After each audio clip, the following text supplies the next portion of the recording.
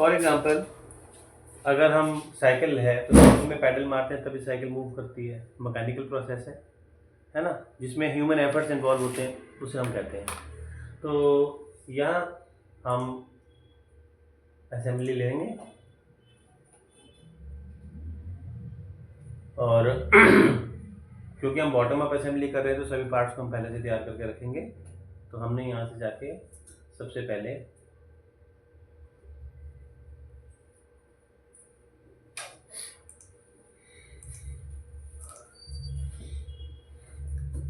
Browse किया और जो पार्ट हमें लाना है हम वो लेकर आएंगे।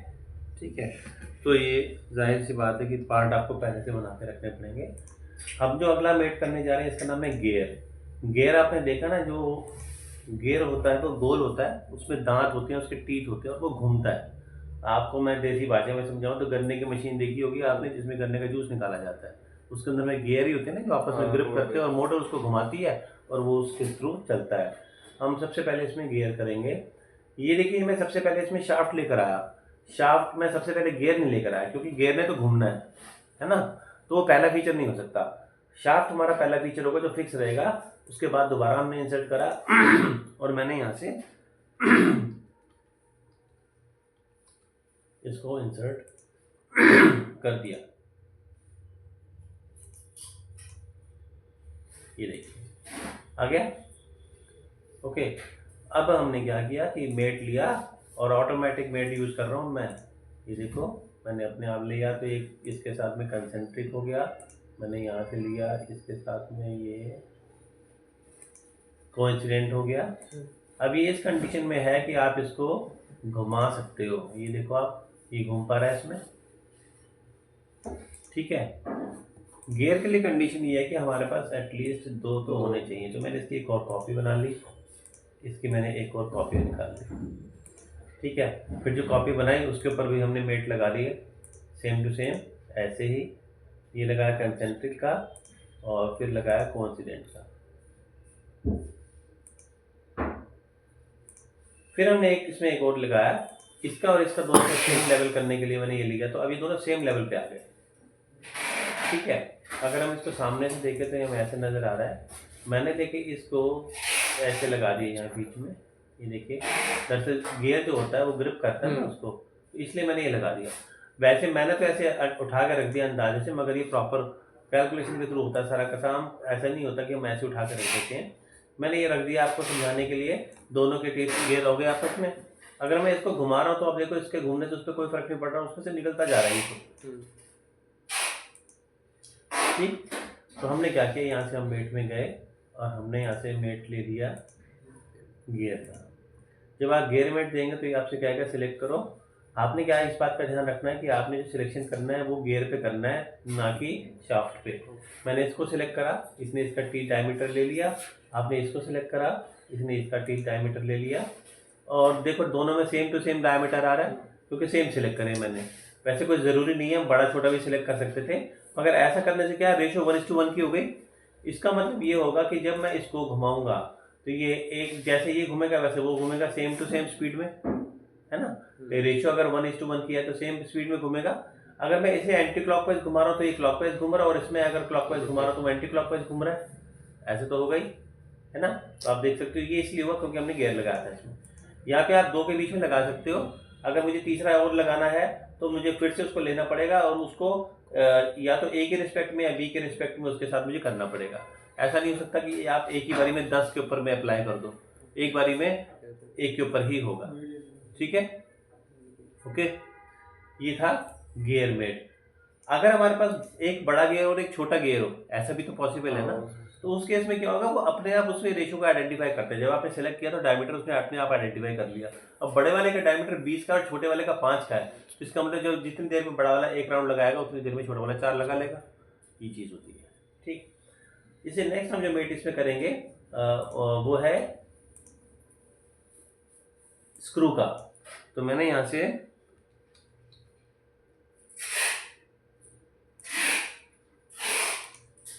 स्क्रू इंसर्ट कर दिया। ये देखिए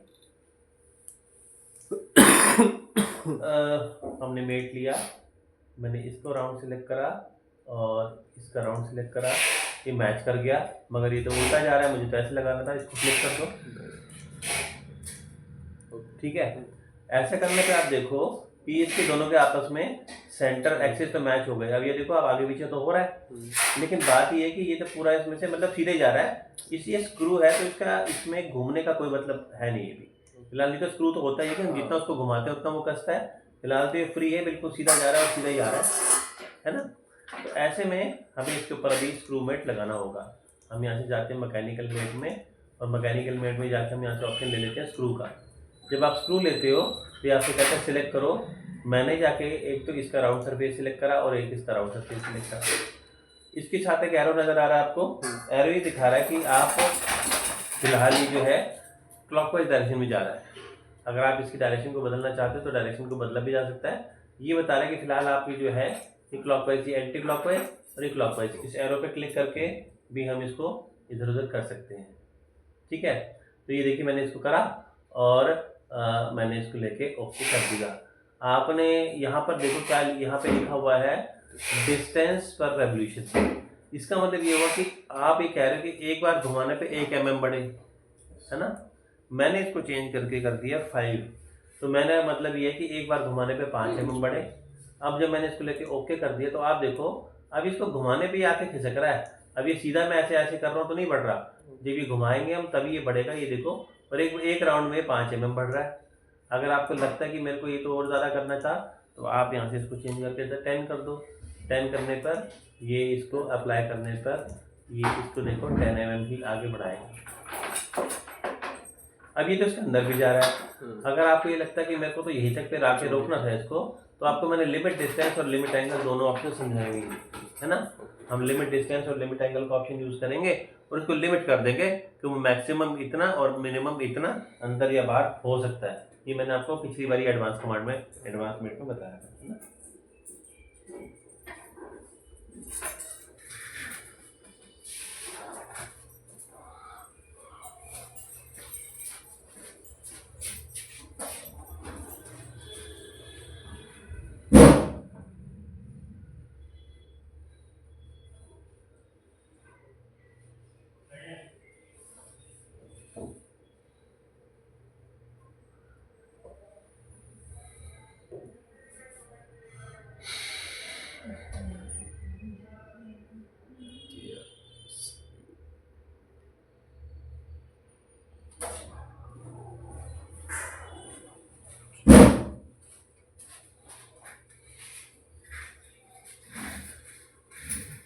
ठीक, तो ये तो हो गया आपका गियर और स्क्रू मेट। नेक्स्ट हम इसमें करेंगे कैम करेंगे। इसके लिए मुझे एक नई फाइल को स्टार्ट करना पड़ेगा क्योंकि पार्ट अलग मैंने ऐसे इसको लिया।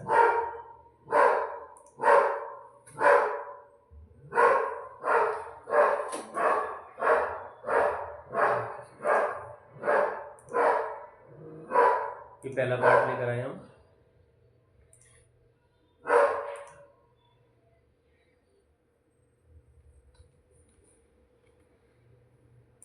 ये दूसरा पार्ट लेकर आए हम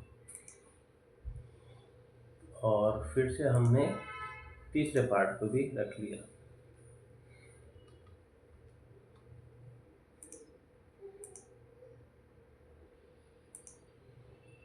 अब हमने मेट लिया और पार्ट्स को लगाना शुरू किया। इसको मैंने इसके साथ लाइन कर दिया, ओके कर दिया। नीचे वाले फेस के साथ इस फेस को लाइन कर दिया, ओके कर दिया। अब ये इस कंडीशन में है, इसमें फिट हो चुका है, ठीक है, अलाइनमेंट के साथ। अब इसके बारे में बात करें तो हमने इसका राउंड सरफेस सिलेक्ट करा, इसका राउंड सरफेस सिलेक्ट करा, मैच हो गया कंसेंट्रिक। इसका टॉप पीस लिया, इसका टॉप लिया तो ये भी मैच कर गया। ऑटोमेटिक रिलेशन चल रहे हैं, हमें कुछ बताने की जरूरत नहीं। अब क्या है कि जब हम इसको घुमा रहे हैं तो इसका उसके साथ कोई रिलेशन नहीं है। हम एक्चुअली ये चाहते हैं जैसे स्ट्रोक इंजन है ना, ये आगे पीछे अपने आप होता रहे जैसे जैसे वो घूमे। तो उसके लिए हमें कोई रिलेशन लगाना पड़ेगा। हम यहाँ से जाएंगे और हम यहाँ से रिलेशन ले लेंगे, यहाँ से कैम का। जब आप कैम का रिलेशन देते हैं तो वो कैसे सिलेक्ट करो, आपने यहाँ से सिलेक्शन करा एक तो इस पर, इसके टैंजेंट फेस को सिलेक्ट कर लेंगे और कैम फॉलोअर जब मांगेगा तो हम इसे सिलेक्ट करेंगे। इसको करने के बाद जब हम इसको ओके कर देंगे तो हम देखोगे कि अब जब हम इसको मूव कर रहे हैं तो ऑटोमेटिकली उसके मूवमेंट के साथ साथ वो भी आगे पीछे हो रहा है।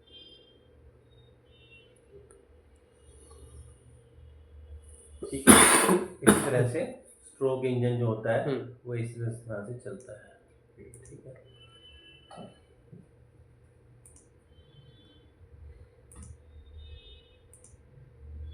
नेक्स्ट हम इसमें हिंज करेंगे। हिंज का मतलब होता है कब्जा, जैसे दरवाजे में आपने देखा होगा हिंज लगी होती है, ठीक वैसे ही हिंज होता है। तो इसके लिए भी हमने क्या किया, यहाँ से जाके एक नई फाइल स्टार्ट करी।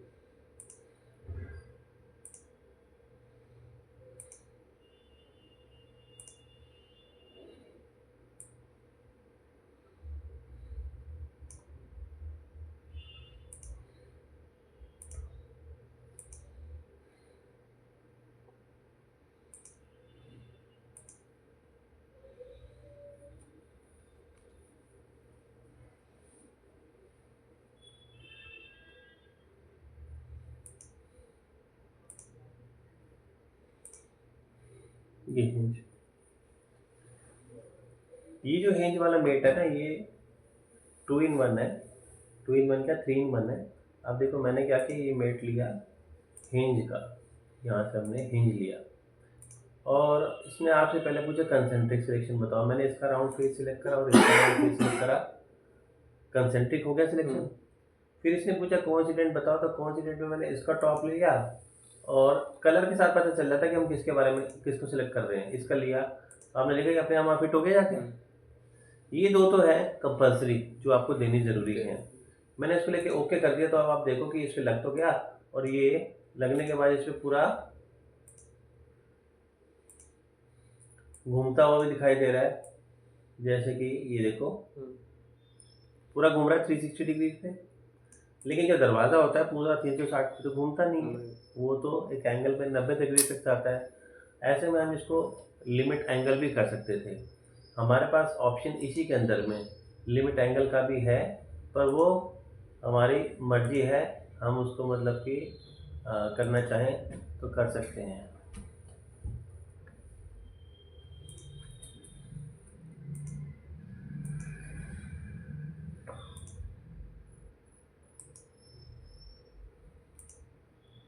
ये देखो यहाँ पर एक है स्पेसिफाई एंगल लिमिट, ये कोई कंपल्सरी नहीं है देना, मगर हम चाहें तो ले सकते हैं। तो अब ये 3 in 1 हो गया। फिर करने को ये काम हम वैसे भी कर सकते थे, लेकिन उसमें हमें अलग अलग करना पड़ता, फिर ये हमें 3 in 1 ही हो गया। जब इसने एंगल सिलेक्शन पूछा तो उसने पूछा बेस किसको मानना चाहते हो, हमने कहा इसको और इसको बेस मानना चाहते हैं, ये हो गया बेस।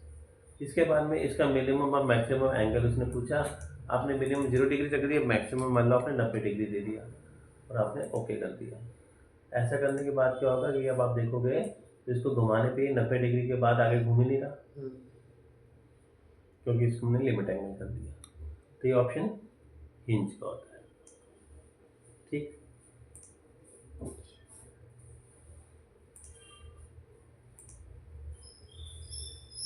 कैम हो गया, हिंज हो गया, गियर हो गया, स्क्रू हो गया, रैक पिनियन और यूनिवर्सल जॉइंट रह गया। नेक्स्ट हम करेंगे रैक पिनियन।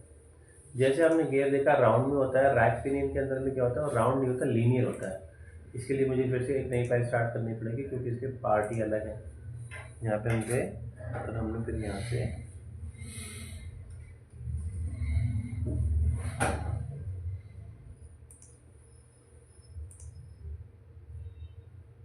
अच्छा, इसके लिए भी मुझे पहले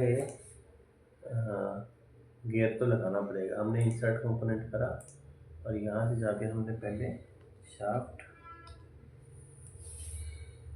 इसको लगाया। सबसे पहले शाफ्ट ही आएगी, फिर उसके बाद में हमने दूसरा इंसर्ट करा गियर,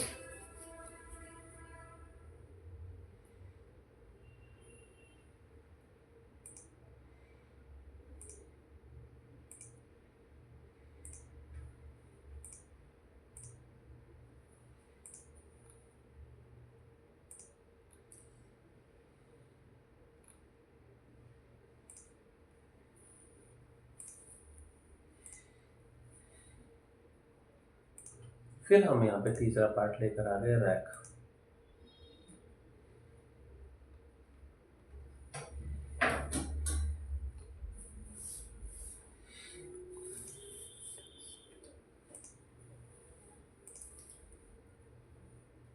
मेट लिया, इसके साथ इसको अलाइन कर दिया। फ़र्क सिर्फ इतना है कि वहाँ जब हम गियर करते थे दोनों राउंड होते थे, इसके अंदर में एक राउंड और एक सीधा है, फ्लैट है। ऐसे भी आपने देखा होगा ना, होता है मशीन ऐसी होती है जिसके अंदर में ये घूमता है और वो उसको आगे पीछे स्लाइड करता है ना। ये हो गया। अब इसकी जो टीथ है ना, इनके बीच में आपस की कैलकुलेशन होती है प्रॉपर। ऐसे नहीं होता कि हम ऐसे कुछ भी बना के कर दें, ये पूरा का पूरा प्रॉपर फार्मूला बेस्ड होता है। मैं तो ऐसे आपको समझाने के लिए रख के दिखा रहा हूँ, अगर ये जब होगा तो पूरा प्रॉपर होगा। अब आप देखो कि अगर मैं इसको घुमा रहा हूँ तो ये इसमें से तो कुछ फ़र्क पड़ ही नहीं रहा इसको, है ना, जैसे पहले हुआ था। हमने यहाँ से जाके मेट लगाया और हमने यहाँ से ले लिया मेट रैक पिनियन का। जब आपने रैक पिनियन लिया तो इसने आपसे कहा पहले तो रैक सिलेक्ट करो। मैंने रैक के अंदर में इसका ये टीथ सिलेक्ट कर लिया। फिर इसने पूछा आपसे पिनियन, तो पिनियन के अंदर में मैंने ऊपर वाले का ये सिलेक्ट कर लिया, इसका भी दांत सिलेक्ट कर लिया, टीथ सिलेक्ट कर लिया, ओके कर दिया हमने। तो अब आप देखोगे कि जब हम इसको घुमा रहे हैं तो इसके साथ साथ नीचे मूवमेंट हो रही है, ये देखो। लेकिन ये देखो इसके अंदर इंटरफेयर तो कर रहा है, ये देखो इसके अंदर ही जा रहा है नहीं, वो इसलिए जा रहा है क्योंकि हमने कैलकुलेटेड नहीं लगाया हुआ। अगर नीचे और ऊपर का हिसाब का कैलकुलेशन ठीक बैठेगा तो ठीक चलेगा ना। नीचे का दांत बड़ा है, ऊपर का दांत छोटा, तो ये तो होगा ही, है ना। तो हम इन चीज़ों को भी कंट्रोल कर सकते हैं कि जैसे ही इसमें किसी चीज़ के अंदर टकराव हो, इंटरफेरेंस हो, तो ये रुक जाए उस पॉइंट पे। वो सब भी हम बाद में सीखेंगे। तो अभी तो फिलहाल हमने इसको ऑफ किया हुआ था, इसलिए इसके अंदर इंटरफेयर करता हुआ चलता जा रहा है, ठीक है। इसे हम कहते हैं रैक पिनियन। और लास्ट जो ऑप्शन है इसमें, उसका नाम है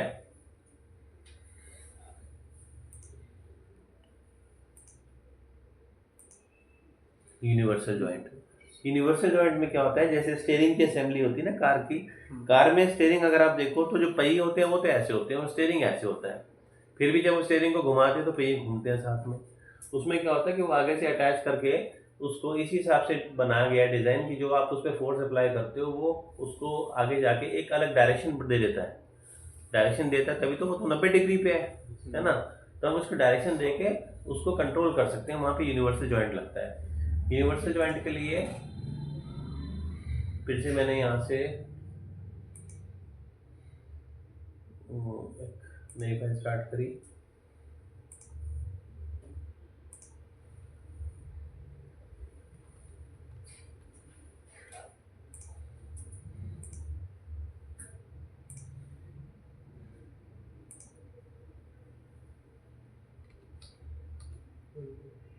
वेट कर दिया।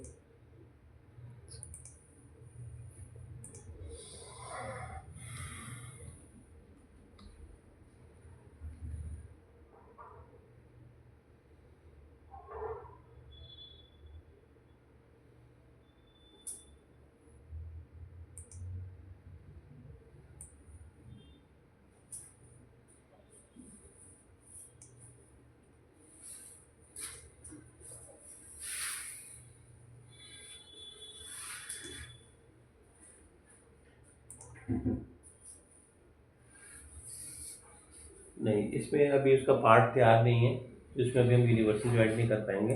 ये तो कोई दूसरा पार्ट है, ठीक है। कोई बात नहीं, यूनिवर्सल जॉइंट मैं आपको अगली बार ही बता दूंगा, ठीक। फिलहाल जितना मैंने आपको बताया उतने को कर को देखो। आज मैंने आपको मैकेनिकल मेट्स कंप्लीट करा दी, सिर्फ यूनिवर्सल जॉइंट इसमें रह गया।